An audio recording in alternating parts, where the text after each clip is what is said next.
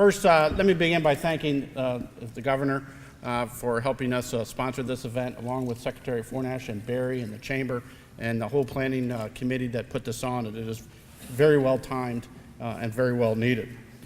I think we can all agree that education and workforce training are very important, not only today, but for long-term success for our businesses and for the well-being of the Commonwealth.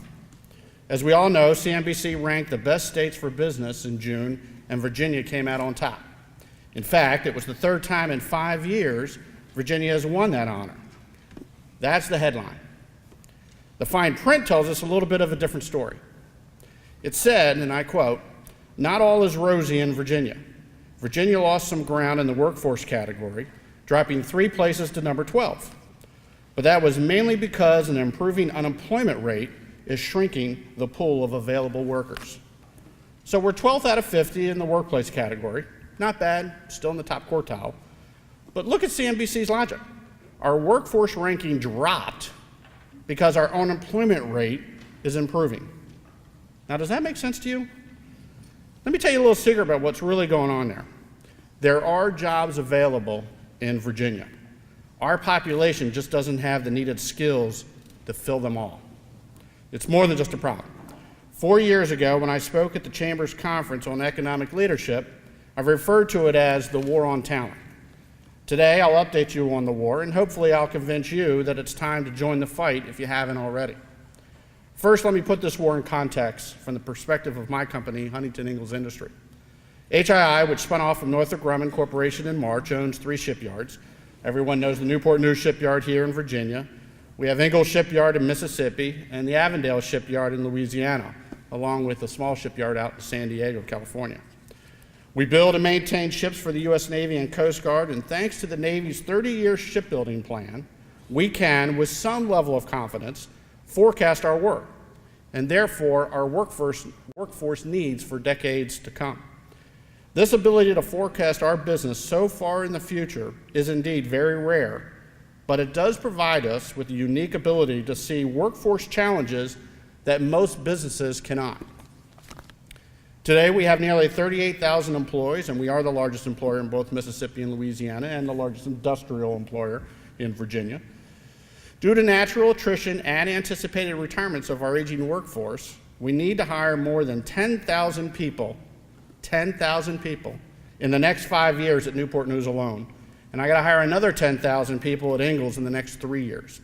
So that's 20,000 people I have to go hire in the next 5 years. So why do we have employment? Let's see.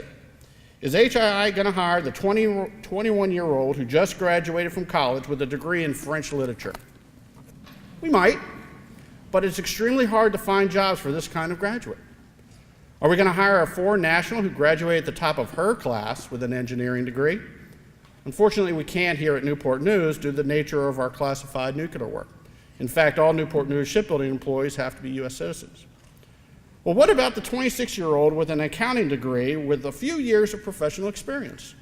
Well, we'd like to hire him, but we may need to have him for a job that requires a security clearance, which means that his lifestyle choices that he made as a young person may eliminate this possibility altogether. So the challenge is taking a shrinking resource, people, and doing whatever we can to bolster it. In other words, workforce development. It's a challenge. HII considers workforce development a core business objective, and we are more than up for the challenge. So you got to ask yourself, are you? Let's talk about education. The 3 examples I just used included college graduates, but we also look for technical school and community college graduates to satisfy our workforce requirements. In fact, half of our jobs do not require a 4-year degree. We recruit many of the work-ready high school graduates who have the educational foundation and whom we believe we can train to be successful on the waterfront. However, work-ready can be a barrier too. Consider these job requirements for a position at one of our shipyards. And I quote, "Need to know geometry for calculating plate weights of steel. Have to know how to read blueprints and interpret 2-dimensional information to 3-dimensional lines and planes." Some of you might think that that requirement or that posting is for an engineer. These are just some of the requirements for a shipbuilder. A degree is not required, but the higher math skills are a prerequisite. as is the ability to synthesize large volumes of information. Ask yourself, is our public education system in a place where it routinely provides these kinds of skills to help position students as qualified candidates in the workforce? As shipbuilders, we are proponents of value stream thinking. We have to think this way, frankly. We actually build floating cities. This means for every process, and we have thousands of them, we identify who owns it, what are the products, and who are the internal customers. We believe this builds efficiency into each aspect of our business, resulting in a better product and a much more satisfied customer. Our CEO, Mike Petters, has taken to applying this thought process to workforce development, and more specifically, to public education. So think about it. Who are the customers of public education? Some of you are probably inclined to say it's the students themselves. But what if you thought of the students as the product? Who are the customers then? Now, my wife, former teacher herself, and I have this debate all the time. She would tell you, and she does say it all the time, that the parents are the customers. Now, in my house, at the kitchen table, when we have this debate, she's right. In this room and everywhere else I go, as the human resources guy for 38,000 employees, I would tell you it's the employers. I tell educators all the time, you may have them for 12 plus years, but we have them for 30 and sometimes 40 years. What if customer is the community, or the Commonwealth, or society at large? At HII, we believe if our measure of success in public education is the quality of the students, then we are getting decent products, but at a relatively high cost. If we are the customer, what changes can we make to help improve the quality and efficiency of the resulting product? This is what's value stream thinking. Of course, in the case of education, the customer is not always heard. For example, we've been saying for years we need more people with background in STEM, science, technology, engineering, and math. The National Assessment of Educational Process reports that roughly 75% of our nation's high school students are not proficient in mathematics when they complete 12th grade. The U.S. Department of Labor projects that 15 of the 20 fastest growing occupations in 2014 will require science or mathematics knowledge to successfully complete for these jobs. Is it working? Well, Princeton Review just published a list of the top 10 college majors. Business ranks first. For the sciences, psychology ranks second, biology fourth, and computer science 10th. Engineering and math are not even on the list. What about workforce development? My message here is simple. Get into the fight. Too often, businesses sit on the sidelines. Instead, business needs to actively engage by investing time, talent, and resources in the state's workforce development pipelines. Lacking that participation, states create programs in a vacuum that try to be all things to all people, and most of them unfortunately fail. A lot of my colleagues will point to the educational system as the problem. I disagree. The problem is not the educational system. It is the lack of engagement in the business community. At HI, we're always asking, how can we work with the programs already in place and help tailor them? How can we as a business better take advantage of the existing infrastructure so it yields us greater dividends in terms of our most important resource, people? We strongly believe it takes industry working with the states collaboratively to invest in workforce development in a manner where the return on investment is mutually beneficial for both the industry and the state. Basically, you get what you invest. We've all heard the adage, if you're not part of the solution, you're part of the problem. Let me tell you what HI is doing to be a part of the solution. We have apprentice schools in Virginia and Mississippi that provide the best feeder system of highly skilled employees into the yard. In fact, Governor McDonald and the Commonwealth have been very supportive. And a very recent example of this is a $50 million state training grant, half of which is to build a brand new 88,000 square foot facility downtown in Newport News. We've partnered with municipal school districts to implement Career Pathways program to help graduates prepare for a seamless transition to positions within our workforce. We've also partnered with regional career and technical high schools, such as New Horizons Regional Educational Center, where we help develop the curriculum that includes welding, electrical, and carpentry. We work closely with the Virginia Community College System on a wide range of educational initiatives.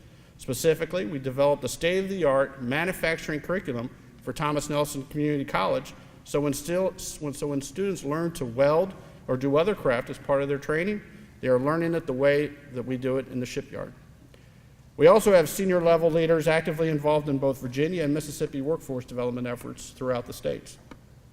We do all these things and more because there is a vital need for long-term planning for workforce development, where looming retirements of the baby boom generation will result in a significant decrease in our most experienced and knowledge employees. Let me tell you 4 things we've learned along this way. First, the current focus is too scattered. Businesses must align themselves internally and externally to deal effectively with the education and workforce readiness issue. The business sector must speak with one voice and deliver one message to maximize impact and move the needle. The language of the debate must be changed from the usual K-12 reform to one that focuses on competitiveness. This transforms education into a global business issue and creates a renewed sense of urgency. Second, corporate philanthropy cannot improve workforce readiness. Just throwing money at the problem hasn't worked in the past and it won't work in the future. Truly collaborative, long-term, public-private partnerships that look at affecting system change will eventually have the greatest impact. While business may view this as primary responsibility of the educational community, it is important to remind the business sector that it too has a critical role to play. Like I said earlier, the business community is a consumer of the graduates. It should have a say in how the system meets its demands. Third, companies rarely leverage their greatest assets when supporting educational programs, their own expertise and their core competencies. It is important for corporations to share their most valuable resource, time, talent, and experience. While teachers are very good at teaching the curriculum they are given, which speaks to the content, they find it much more difficult to put that content in the real-world business framework, which business would call the context. The business community can help solve this conundrum by opening its doors to teachers and those educating through after-school and community-based initiatives. This can make abstract lessons relevant to students. More than anything else, I believe the biggest impact business can have on workforce development is providing context to what is being learned in the classroom. Lastly, leadership is critical. Business has a bully pulpit, and if it gets behind an issue, it can force real change in behavior. If businesses, and especially CEOs, get and stay behind this issue, change will come. I started by mentioning CNBC's rankings of the best states for business. Does Virginia's ranking really matter? I suppose it does, but only in the short term. As business leaders, we're supposed to look out for the long term and think strategically. So instead of asking what our ranking will be next year, ask yourself, will I be able to attract, hire, and retain the people I need to be successful next year? What about 5 years from now? 20 years from now? If the answer is no, what are you going to do about it? Coming to this event is a step in the right direction, but you need to acknowledge the fact that we have a war on our hands, and you have to be willing to join the fight. I want to thank you, and I thank everyone else, and I hope you enjoy the rest of the forum.